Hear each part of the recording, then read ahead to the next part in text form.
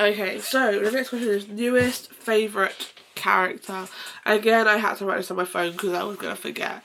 I have 3, again, because I couldn't choose one.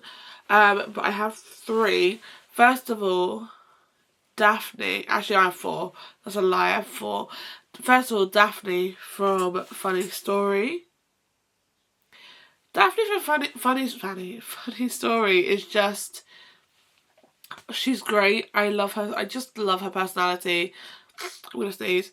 Why am I so blocked up today? What is wrong with me? I actually don't know what's wrong and it's really driving me up the wall because I've been like so blocked up today and I have no idea why. Anyway, Daphne from Funny Story, absolutely loved her. She just was great. And then I have Nesta from Courts of Flames because the character progression, I'm not going to lie to you, like, if a character, especially when you've gone through a series, I think it helps, but you've gone through a series and she's not like the main person in these series, the other books, because it's Feyre, but you see her in the background and you hear stories about her and you're like, I don't like this girl, what the hell is she doing? And then you get to her book and you're like reading it, and then you see the character progression as it goes through and you're like, wow. And you learn to understand her as a character. You're like, I actually love you because you just give me that progression, and I just love her so much. And then we got Esther from the Seven Exes. Like I said, the whole book was very relatable, and I just felt like she was very relatable, and she wasn't painted across as this perfect character. She was painted as this character that made mistakes, and you see it in the book, and she had to own up to those mistakes and learn about those mistakes. And the only way you learn in real life is by making mistakes, and it was painted very, very well in that book and by her, and I loved it so much. And then you've got Sloane by the Happy Ever After playlist. I don't think it takes much to know why. My heart goes out to anyone who grieves and goes through grieving, especially going through grieving the person you were meant to marry, and especially when you're so close to your wedding and that happened, and it wasn't even like he was sick. It was, he got in a car, I don't know if it's a spoiler, friend zone. But the way he died, I wasn't an accident. It was an accident, but it wasn't like he was not ill. Anyway, I just felt my heart went for her. So reading her story of her getting herself back and herself back on her feet was everything to me, and I loved it so much. So I love her, absolutely love her. Okay, we're going to try and ignore this blocked nose. I'm really sorry I sound so nasally, and I've probably moaned about it like 4 times in this video or more already because I am really struggling and I don't know why. It would be, if I knew why it was this bad, I would understand, but I don't. Should check the pollen count because it could just be that, but I don't think it is.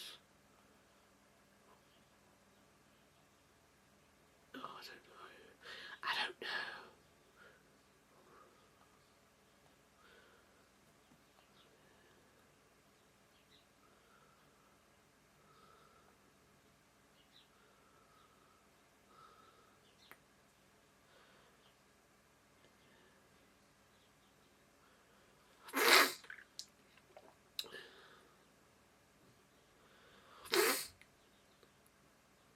Okay, anyway, that was a really off-topic thing when you look at my phone. I'm going to have to cut down. That's great. Okay, the next one is books that made you cry. Now this is where this book comes back out. More Than Just Us by Amelia. There's probably other books that made me cry, but this book, like, especially near the end, made me cry so much. I have a reading vlog where I read this, and it was my Tackle My TBR video, my last one I did, and I remember I was reading it and I filmed myself. I don't know if I put the video clips in the video, but I know I filmed myself crying to this book. It is so beautiful. So this book follows a girl called Stella and a guy called Bridger. They dated in high school, and then they were meant to go to college together as far as I'm aware, and then she backed out for mental health reasons, but you don't really find out until halfway through the book, so I'm not going to spoil exactly why. But then it leaves Bridger heartbroken because it's like they went to college. He went to college and then she just kind of like dropped off the face of the earth. And then he comes back 3 years later having to finish college in their hometown, and they bump into each other again, and they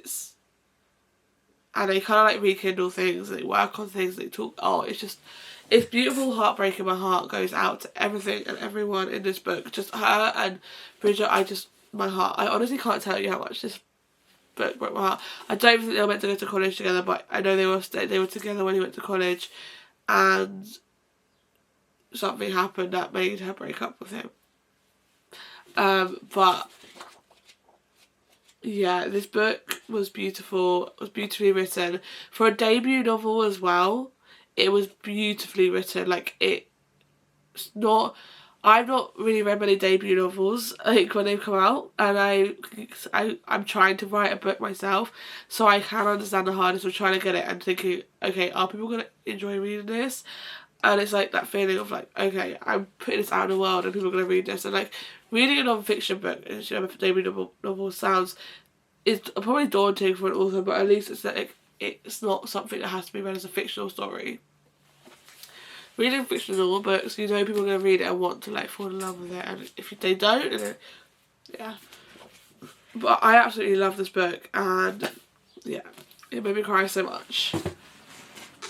I should put my phone on lock never, so sorry, I'm going to keep doing this. A book that made you happy. A lot of books I've read this year, but Funny Story is probably my one I think put a smile on my face the whole time. I loved it. I know there were some hard topics in this book, and I know there was a hard thing. The whole process of the book was sad, with the fact that like Daphne got broken up with by her fiance after his stag do because he realised he was in love with his childhood best friend. Hello? Okay. However, I really enjoyed this book. It made me smile. It actually made me laugh. It made me cry. Not even cry. It just made me happy. And I want to read this book again already. Like, I want to reread it, annotate it. Yeah, this book was so good. And I cannot tell you how much I'm so happy I've read it. And I love this book because Emily Henry was a hit and miss author with me for a while. Well, actually not for a while. For 2 books. So, yeah. Also this book. Most beautiful book you've acquired this year. Okay, I've got a few on my TBR. I think I know what I'm going to put on there though, because it is probably the most beautiful one. Simple. It's going to be the Emily Wilde's Encyclopedia of Fairies book. Like, let's look at that detailing. You can't see my face because I'm showing you this, but it's a fantasy book. I don't know much about it. I know a lot of people have read it, but it's like read in like journal entries, and that's as far as I've got. I know this is Rachel Catherine's, one of Rachel Catherine's favourite books. I don't know when I'm going to get to it. It says on the front, a charmingly whimsical delight.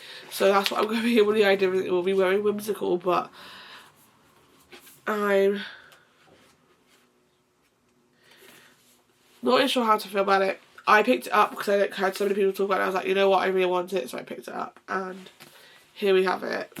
But the cover is gorgeous, so I just love the detailing.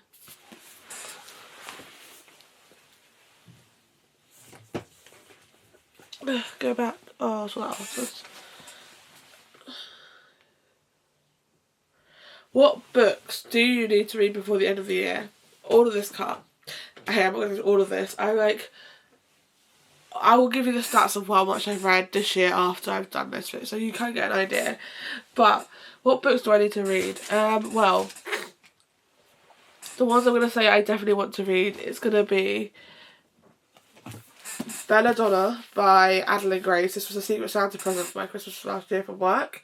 I know who gave it to me. One of my closest friends at work actually goes by Secret Santa, and she bought me this book. So I really want to get to it. Alexa Ray has said nothing but good things about this book. It was one of her favourite reads. And Alexa Ray, if you didn't know, is one of the first booktubers I've really watched and fell in love with, as well as like have always loved and listened to her like recommendations. So that's one I want to get to this year. Another one is recently added to this cup because I read Final Glass. It's Crown of Midnight by Sarah J Maas.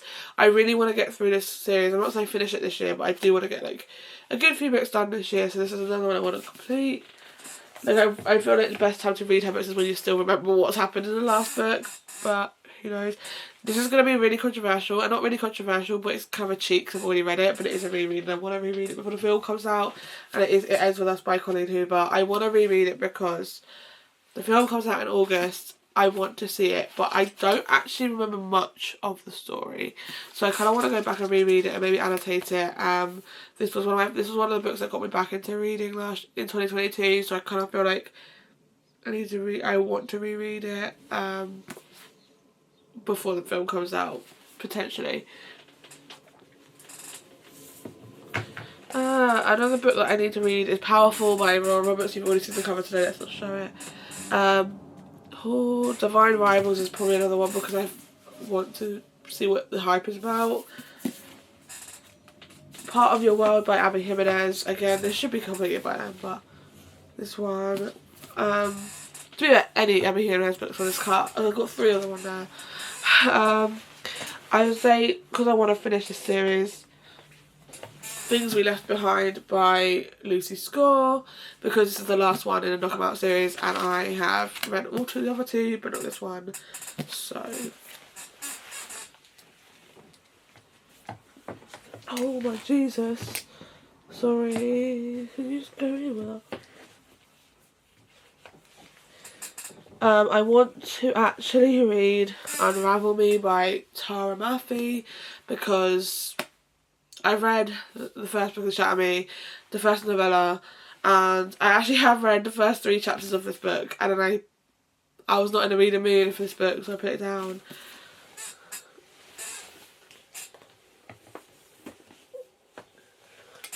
I want to read, like I said, Binding 13. I do want to restart the King of Sin series, so King of Wrath. But literally anything on this TBR is literally stuff I want to read this year, so potentially anything in this TBR I will get to hopefully this year.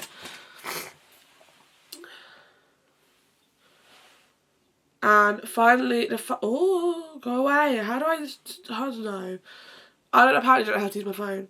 Finally, favourite book to movie adaptation. Now, I didn't love this book, but I don't have any other books that I've read this year that I think I can think of that have also been turned into a movie that I watched. So, it's One Day by David Nichols. Now, this is a bit of a cheat because it's actually a TV show that I watched this year, not a movie, but I don't have a movie adaptation that I watched this year unless I've watched a film this year, because I watched a film before watching the series, but I watched a film like years ago as well, and I loved the film when it first came out, so I knew I was going to love that. Wasn't sure about the TV show, fell in love with it. Leo Woodall, I love that man so much, and Emma Commod, perfect Emma. Absolutely loved it. Now you're going to hear my thoughts on the book though, because I feel like this is a bit of a cop-out, because I've chosen this one for favourite book to movie adaptation, but I did not like the book. Controversial maybe, I don't know, but I just didn't love the book. I think I listened to the majority of it as an audiobook, and I'm glad I did, because I would not be able to read it otherwise. It's one of those books that it just didn't hit. And maybe if I didn't watch the TV show or the film beforehand, I would have enjoyed it more. But I just didn't like, I think it's just the way it was written. I was not a fan. And I knew how it was going to be written because I watched the show and I've watched the film, so I knew what it was like. But I just didn't love it. But, that being said, still my favourite movie adaptation, so what can I say? But, with that being said, I actually don't think this. I'm going to do my stats, but I think I said at the beginning of this video it's going out the week before I go to New York. I don't think that's the case. I think this is going out the week before that. Actually, I think this is going out the Saturday before my show. Well, that's April. I know it was April. Yeah. I lied. At the beginning of the video, I said this is going up the week before I go to New York. No. My Can I Finish My TBR is going up next week. You got this week before, so surprise. Anyway, we're going to quickly talk about stats of like how many books I've actually read this year so far, and like how many pages, and my goal. And see if we're actually ahead or behind schedule for reading this year. So, first of all, we all know, if you've watched my book journal video, you will know I have chosen to read 70 books this year, which I think is probably it's definitely a big goal. My goal last year was 50 and I exceeded it, but this year I think it's going to be a challenge because I still work full time. December might be a better month this year because I don't know if I'm working apart from my normal job, but still a bit of a challenge to reach 70 books. However, in September we will be planning my 12 days of Christmas, so 12 days of Bookmas, so we will see. Anyway, I want to read 70 books this year. I've currently read 32. I charged this camera just before filming this, and it was fully charged, and it's already running out of battery. We love it. I don't think this camera is that good for battery, but it's okay.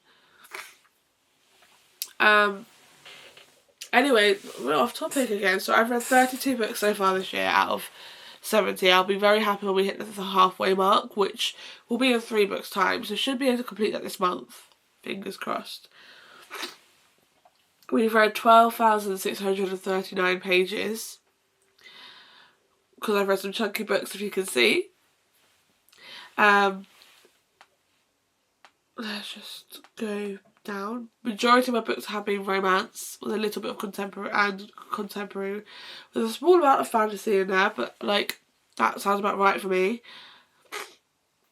I've read 28% digitally, so on Kindle. Bearing in mind I have read a few novellas on my Kindle, and 72% of it is print, so like paperback or hardback. My most read authors are currently Elsie Silver, Jessa Hastings, Sarah J Maas, Abby Jimenez and Elle Kennedy, with 3 books by Elsie Silver, Jessa Hastings and Sarah J Maas, and then 2 books by Abby Jimenez, one of them was a novella, and 2 books by Elle Kennedy. So yeah, we read the most pages in March. That's not surprising because I'm pretty sure that's when I did my 24 hours of reading, so that's not surprising. And let's just see if we are ahead of schedule. I'm pretty sure I am, but I'm going to check. And then we're going to go. We are 2 books ahead of schedule, so hopefully we will work up and get better and get more ahead of schedule so that we are not stressing by the end of the year to get to 70 books. Anyway, I do hope you enjoyed this little like mid-year freak out tag / mid-year wrap up. If you did, please give a thumbs up, please comment down below, please subscribe, and I will see you again very soon with another video. And bearing in mind, in a few weeks' time, you will be seeing not reading vlogs or content, but 2 New York travel vlogs, because I'm doing 2 vlogs in New York. One for the first part of the week, we're doing 1 vlog, and the last part of the week, we're doing another vlog. So keep an eye out for my channel for that. And if you are excited for the New York vlogs, make sure you subscribe because New York vlogs are gonna bang.